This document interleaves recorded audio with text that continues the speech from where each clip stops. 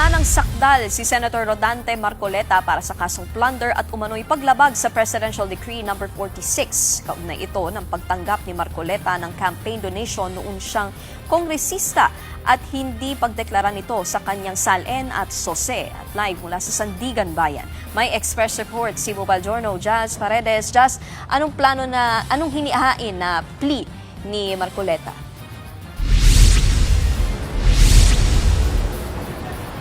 Nikki, naghain ng not guilty plea si Senador Rodante Marcoleta para sa kasong plunder at umano'y paglabag sa Presidential Decree No. 46 o yung pagbabawal sa mga public officials na tumanggap ng regalo mula sa mga pribadong mamamayan.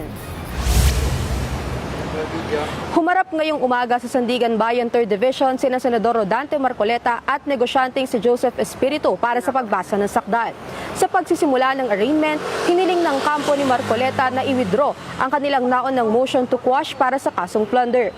Ayon sa kampo ni Marcoleta, kanilang napagdesisyonan na bawiin na lamang ang kanilang motion upang gumulong at mapabilis na ang proseso ng pagdinig sa kanyang kaso.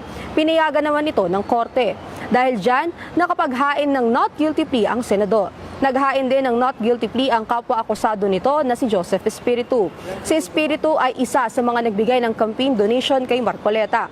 Samantala, mamayang hapon naman inaasahan ng pre-trial para sa paglabag sa PD 46 ni dating Congressman Mike Defensor.